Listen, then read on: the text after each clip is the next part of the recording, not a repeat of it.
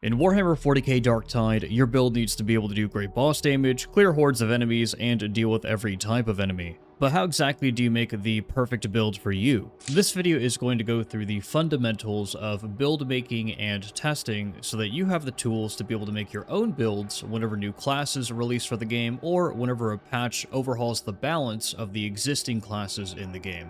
Whenever you're making a build in Darktide, the main factors that you want to consider are the type of playstyle that you want to match and what weapons you want to use for that playstyle. In this case, I'm creating a Recon Last Gun veteran build because I want to primarily focus on a ranged first-person shooter playstyle.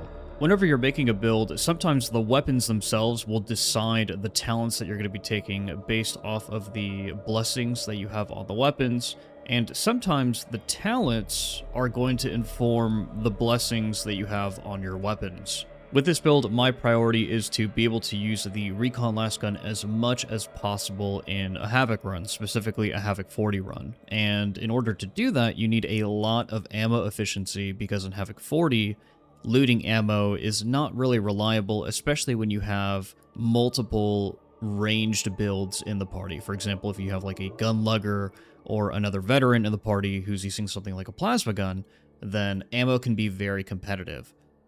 Other questions that I need to ask are, how will this build deal with bosses? How is it going to deal with carapace enemies? How is it going to deal with gunners? How is it going to deal with specials? And how is it going to deal with hordes? Additionally, the reason why I have a chaos spawn in the Psychanium is because I'm using a mod called Creature Spawner. This is very important for the testing process and is one of the two mods that you need in order to fully test a build to make sure it functions. The other mod being some kind of scoreboard mod to be able to actually measure your performance inside of a game. If you're not on PC, then you'll never be able to actually build craft because you won't have a good, accurate measure of what your performance inside of any mission is ever going to be at any given time.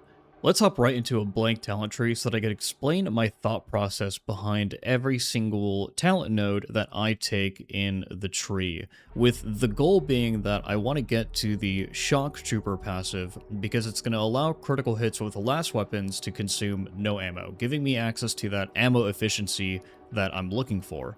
Additionally, I'm going to be using the Keystone Weapon Specialist because it gives me access to a passive called Invigorated, which will allow you to regenerate stamina every time you activate Melee Specialist. So whenever we kill something, we're able to swap over to our melee weapon to get stamina, which is really important because we're also going to be using Deadshot, which gives us access to 25% crit chance whenever we're aiming down sights with our ranged weapon, with the gimmick of this passive being that it drains stamina while you're aiming down sights and while you're firing. These four nodes address what I want the primary playstyle of this build to be, but I only have 30 talent points to make it work, and so this build also has to be able to survive and do good damage.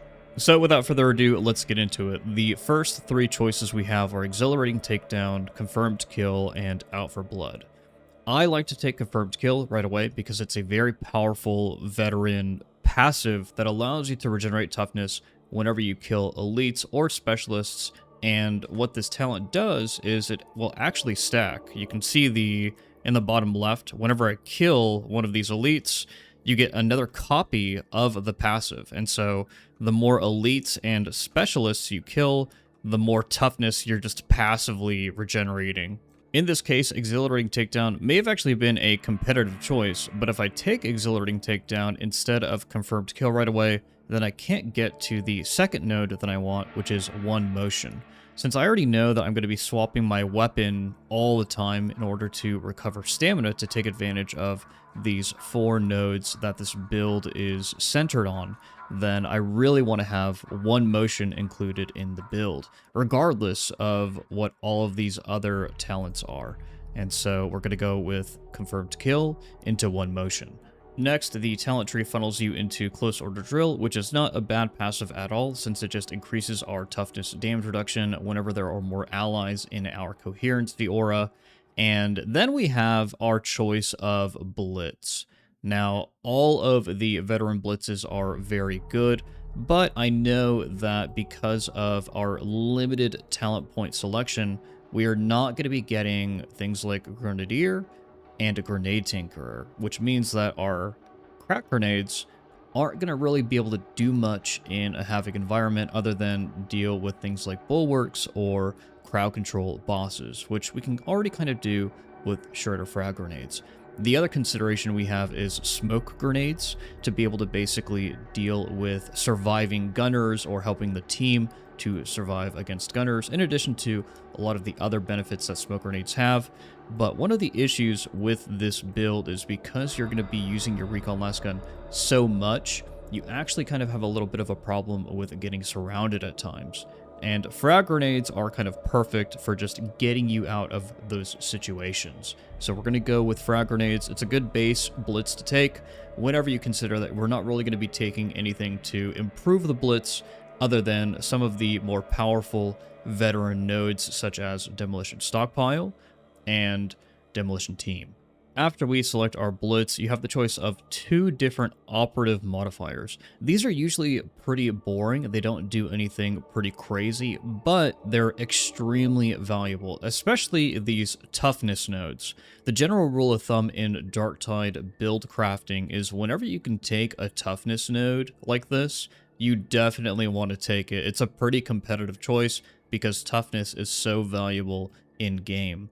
Reload speed is just not something that we need for this build at all. The Recon Lasgun doesn't really have any issues with its reload speed. It might take maybe 1.5 seconds to 2 seconds to reload, which is not a big deal. Next, we start getting into some pretty exciting passives that start to breach the overall meta of Darktide as well. Things that you have to consider for your team or for your performance in some of those higher difficulty activities. In this case, I'm going to ignore the Trench Fighter Drill passive, mainly because we don't really need to go down into this portion of the tree. None of these talents are going to benefit us too greatly, but the talents on the other side of the tree are going to help us tremendously. And they happen to be flanked by two amazing talents in Superiority Complex and Iron Will. What these two basically translate to is more damage and more survivability. After taking these two nodes, I have two more choices that I can make between Withering Fire and Field Improvisation. Typically, I would write off Withering Fire, but because the Mark 14 Recon Lasgun has a base inherently high cleave value, which is something you just have to test. It's not something that's listed anywhere on the weapon unless you're using a specific mod, which is a big rip. But because I know it has a base cleave value that's pretty high, taking Withering Fire is actually very valuable. In fact, let me just show you this right now. So the difference between not having Withering Fire is that if you have a target with a little bit more hit mass, this is an unarmored target, you can actually shoot through him with this mark of Recon Lasgun. Again, very, very cool, very valuable for someone who's looking to make the most out of every shot. You want to make every single shot count because that's ammo efficiency. Now, when we take Withering Fire, you're actually able to shoot through all of these guys, which means that the cleave on every shot is actually doing its job. This is going to save you a ton of ammo at the end of the day, and whenever you're in a Havoc match and you are shooting through a horde in order to engage with gunners, specials, or elites, you're definitely going to be making the most out of every single shot. Your ammo efficiency is going to be peak. But that doesn't mean that we're going to write off Field Improvisation either. Field Improv is a top 5 node in the entire veteran tree because it not only allows you to clear corruption, but it also allows people to restore grenades whenever they tap an ammo crate. This can provide a ton of damage for your team whenever you have something like a Hive Scum with its RPG or Tox grenades, able to basically just screen wipe over and over and over again because you've just dropped one ammo crate. This will get you out of a lot of different situations in Havoc, and it's going to increase the overall damage of the team beyond any sort of capacity that any other passive in the veteran tree can provide. Now at this point, I have invested a lot of talent points in the central section of the veteran tree, and we have to move on, so the talent tree will funnel us into Catch a Breath, which is not bad at all considering we are going to be playing at range for most of the time. Between these 3 auras, Close and Kill, which increases everyone's movement speed, Fire Team, which increases everyone's damage, and Survivalist, which allows you to replenish ammo for you and the team whenever you kill an elite or specialist enemy, which procs every 5 seconds. There's no contest here. Survivalist is the one that we're going to take because this build is very ammo efficient. And this is also very ammo efficient for the team. Whenever you play in higher havoc difficulties, it's really tough to find ammo. As I said earlier, ammo can be really competitive, and so having something like Survivalist is going to be a net benefit or a net gain for the entire team. You may consider something like Fire Team if you're running with a bunch of Psychers and Hive Scum who just typically don't really need any sort of ammo recovery, and that might put you in a situation where all the ammo on the map is just left specifically for you, but that's just so unlikely. Plus, it's nice having this little buffer of ammo replenishment in the event that you get unlucky and you just don't find ammo. So with that in mind, we're going to be taking Demolition Stockpile, not just because it's a good passive, but also because it gives us direct access to Voice of Command, which I know I want to build around.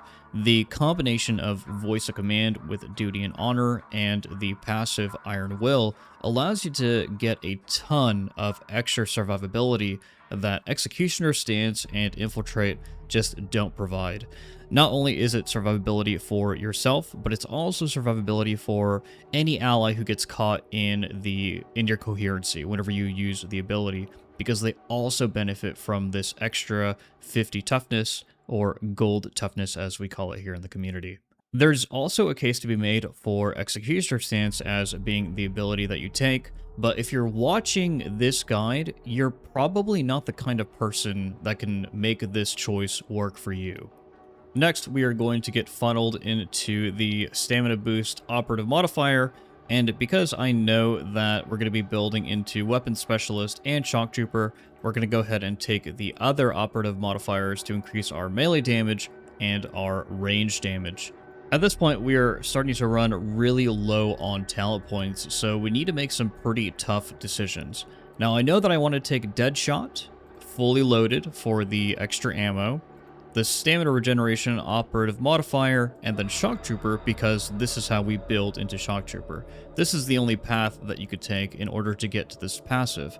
Now the question is, do I want to take Precision Strikes? Or more specifically, can I build into Precision Strikes? Is plus 30% weak spot damage that valuable for the purposes of this build?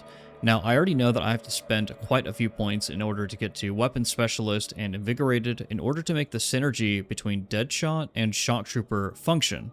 And so I'm likely going to have to sacrifice a couple of different nodes in the tree. We're going to have to make some tough choices. So on our way over to Weapon Specialist, we have 3 different options right off the bat. Close Quarters Kill Zone is actually pretty decent because this plus 15% close damage is going to increase all of our Recon Last Gun damage, bleed damage, and burn damage. This is actually not that bad, but these other 2 are much more competitive. Reciprocity will increase your crit chance whenever you dodge. This includes dodging or sliding under bullets whenever gunners are shooting at you.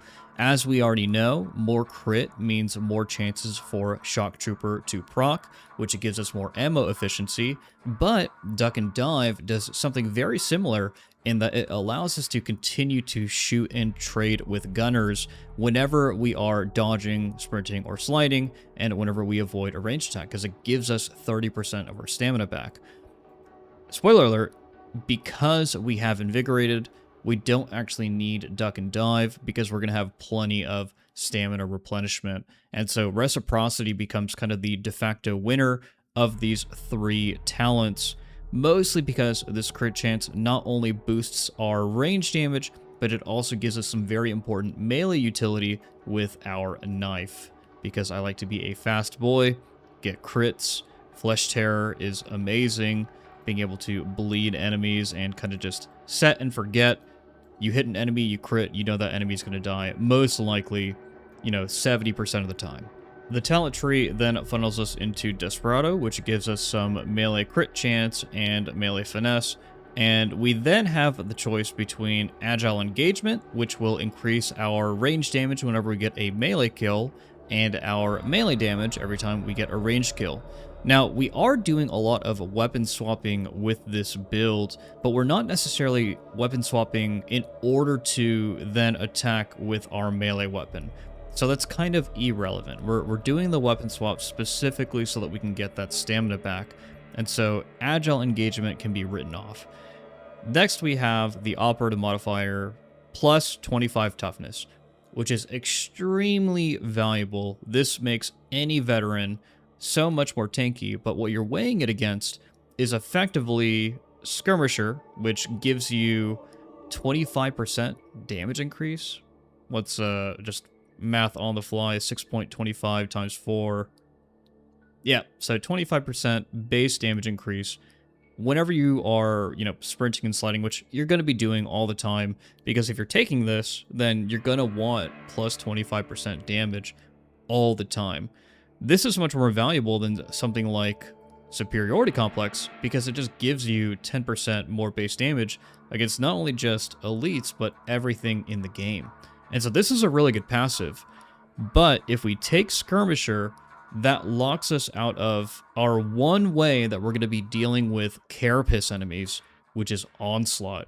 And so we're kind of funneled into taking the toughness boost, not only because it's extremely valuable, but also because we need to take Onslaught in order to deal with carapace. We can ignore this and go with the awesome damage package that is Skirmisher and Exploit Weakness, but we are really not going to be using our melee weapon that much for this to really even matter. You're going to get much more value out of Onslaught. This might actually be down to personal preference, because if you want to make this build into more of a kind of 60% recall last gun, 40% melee weapon split, then you may want to consider Skirmisher and Exploit Weakness. Or if you want to use a different melee weapon, something other than the knife, which I'm basically just using as a speed stick, then you may want to consider it. For example, if you're using the power sword or something. But for the purposes of this build, because I want to shoot as much as I possibly can, I'm going to be taking the toughness boost into Onslaught, so we can then get our Keystone and Keystone modifier that are going to give us access to this synergy that we're looking for, these 4 different passives. Now, once we've gotten the talent points that unlock this synergy that we're looking for this playstyle, we only have 3 more talent points left to spend on the tree. And it's at this point that we really have to look at the value of every talent point that we can actually take and how many points it takes in order to unlock that talent. For example, we're not really going to consider anything in this small corridor of talents, specifically because we can't even get there. One of the more powerful nodes in the veteran tree is Tactical Awareness. This is another top 5 node, very similar to Field Improvisation, because it makes your gameplay flow much more smoother. Being able to access voice of command 20 seconds faster than normal is very valuable. And this isn't really an exaggeration, because you're going to be killing so many specials in Havoc, you're going to be getting so much value out of this one passive. And so what we have to consider is which of these 3 nodes, between Demolition Team, Leave No One Behind, and Born Leader, which of these 3 are the best nodes for this playstyle. And in this specific circumstance, it's going to be Demolition Team, simply because there are so many elites and specialists in Havoc that this procs all the time, and it gives you a lot more of your blitz, your shredder frag grenades, which is going to give you much more damage or survivability, because those also act as ways to get yourself out of sticky situations and crowd control enemies. This then gives us access to Tactical Awareness, and we only have one more point left in the entire talent tree. This is actually an ideal situation to be in because it means that we've unlocked the synergies that our build needs to work in order to make this playstyle function, and we have a little bit of personal choice to be able to decide where we want this last talent to go. So let's say I decided to go with Precision Strikes because I wanted to be able to deal more weak spot damage. So one shot, let's not do that. One shot against an unyielding target is going to be for 227 before critting. Now let's measure that against something like Skirmisher, which is going to give me 25% increased damage for all base damage. So one shot here that was a crit. Let's not count that. One shot here is going to be 249. And 249 is a bit bigger than the value that we got with Precision Strikes, being 30% increased weak spot damage, being 227. What the heck is happening there? This is where the formula behind how damage is calculated in Darktide really comes into play. And you don't need to know this formula. You don't need to be a math whiz in order to understand which of these is better. You simply need to test which one of these is going to be better. And in this case, 9 times out of 10, Skirmisher is going to be better to take than Precision Strikes. But that's only if you want to consider building into damage. What if this build has enough damage? Spoiler alert, it kind of does. And it's lacking more so in survivability. So if you're taking this build into something like Havoc 40, you may want to consider something like going back to Exhilarating Takedown to be able to get more toughness recovery and toughness damage reduction, because you are going to be getting a lot of range of weak spot kills. Just look how easy it is for this to proc. Whenever you're shooting into a horde of enemies, we're already at full stacks. You can see that in the bottom left corner. But you also have to weigh that against Out for Blood, which will give you 5% toughness replenishment on all kills, including things with your Blitz. This can do uncapped AoE damage, killing 20 enemies at a time, which will give you access to a full toughness bar's worth of toughness replenishment whenever you clear the screen of enemies. And so now you have to weigh, do you want more toughness damage reduction? Are you going to be benefiting off of Exhilarating Takedown more? Do you want more toughness replenishment specifically from killing anything? Melee kills, your Blitz, range, dots, whatever it is. Or do you want more damage? Do you want to benefit off of something like Skirmisher for this build? That's what I'm talking about. It all comes down to personal preference. Or you could even get On Your Toes, which will give you access to 40% toughness recovery every 3 seconds, killing things from effectively any distance. My preference for Havoc 40 is going to be Out for Blood, because this talent has an insane value proposition in being able to replenish toughness from any kill. But if I was running something like Expeditions, Mortis Trials, or just playing in regular Auric Maelstrom, then I would definitely take Skirmisher, because this boosts all damage by 25%, including things like damage over time effects or your Blitz. Once you've decided which talents you're going to be bringing, you now have more information to inform your loadout selection. And in this case, I already know that I'm going to be using the Recon Lasgun for 90% of the game, and the blessings that give you access to the most damage possible on the Recon Lasgun are going to be your Infernus and Dumb blessings. There are a couple of other ones on here that might seem like they're a good idea. For example, Sustained Fire just gives you 20% damage bonus on your second, third, and fourth shots in a salvo. We're going to be holding this thing down for a long time in many cases, so the value proposition on this is going to be pretty terrible. Same with Punishing Salvo. Death Spitter may actually be really good. This fails to mention that this actually stacks up to, I believe, 5 times, giving you access to quite a bit of extra weapon strength. The reason why I don't like Death Spitter compared to Dum Dum is because Dum Dum just procs on any hit. And so whenever you're fighting a boss or something, Dum Dum is going to be activated the entire time, whereas Death Spitter will not. Now, Death Spitter might actually be low-key really good for this build, specifically because it gives you strength. Strength being the key word here. And strength not only increases your damage done, but it will also increase that cleave value on your Recon Lasgun. How much value that's going to provide to you is going to be up to you. We are going for ammo efficiency, so both of these would probably be competitive choices. Strip Down is also really good for this build because we have so much stamina recovery, but you're also able to just crouch slide inside of a match, or slide spam rather, and this is going to help you survive most situations against gunners, because you're likely not going to be running through an entire level with your ranged weapon pulled out. You're likely just going to be running over to cover and then dealing with the gunners one at a time.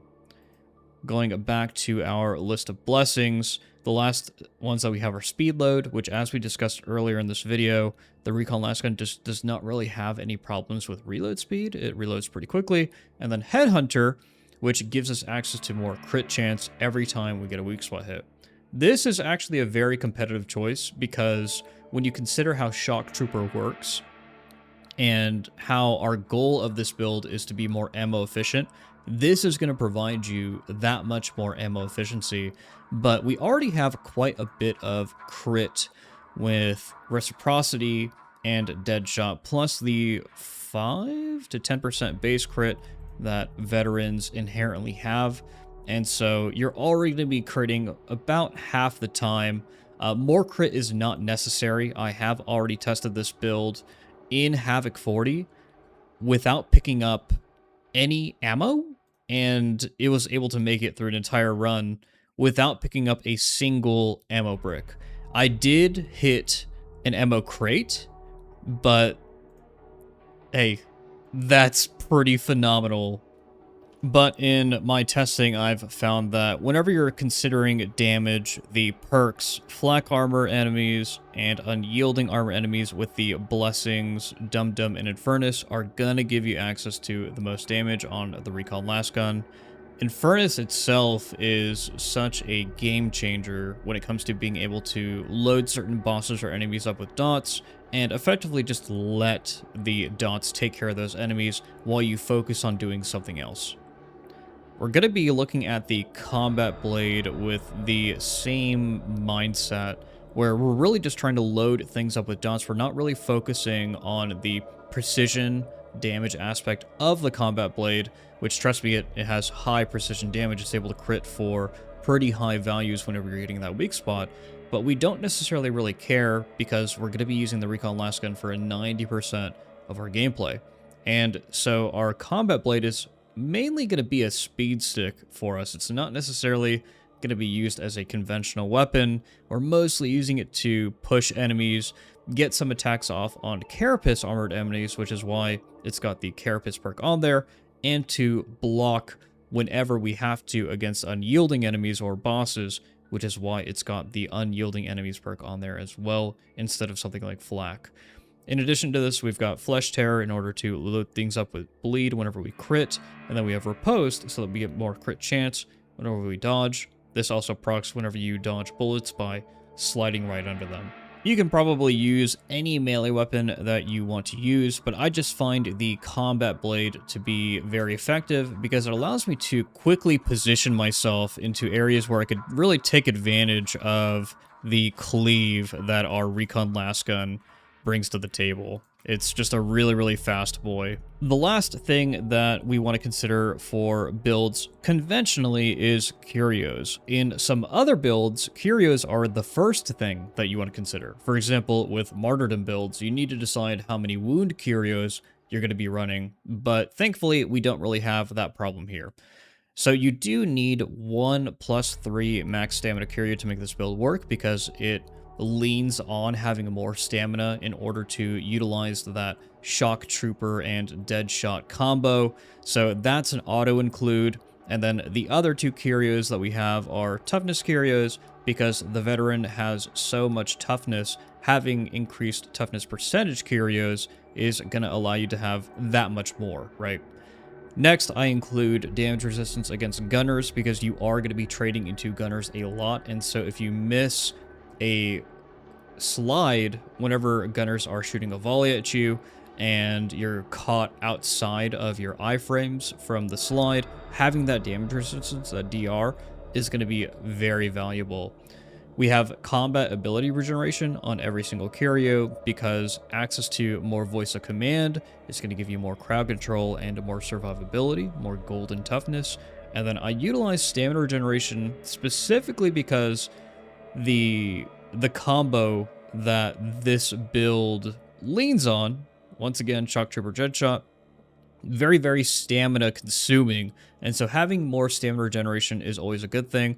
But if you've got the combo down, like the weapon swap combo down, being able to take advantage of Invigorated, then you could replace that with whatever you want. Another good viable option would be Revive Speed, because Revive Speed is really OP. It helps you get teammates out of nets faster, it helps you help them up from ledges faster, it helps rescue them faster, helps get them out of the down state faster. It's extremely potent, but I prefer stamina regeneration.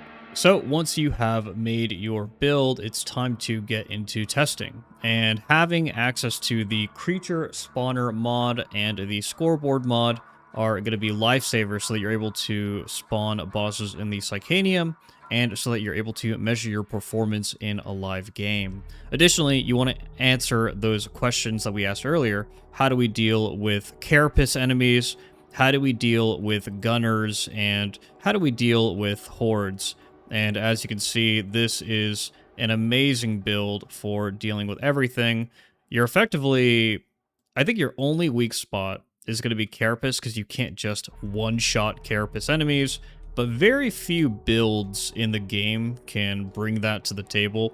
Typically, carapace is something that you just gotta have to kind of chew through nowadays, especially in something like Havoc 40, where Crushers have way more HP than in this Auric Psychanium. After testing everything in the Psychanium, you would then bring it into whatever activity you're looking to run the build in, whether that be Expeditions, Mortis Trials, the base game, or in Havoc. In this case, I brought this build into Havoc 40, and I tested a couple of different variations. For example, in the Havoc match that you're seeing on the screen right now, I actually tested Headhunter with Infernus instead of Dum Dum and Infernus on the Recon Lasgun, and then I also tested the Duck and Dive passive instead of the Reciprocity passive, and that's kind of how I figured out that Reciprocity with Dum Dum and Infernus is just always the better choice to take overall.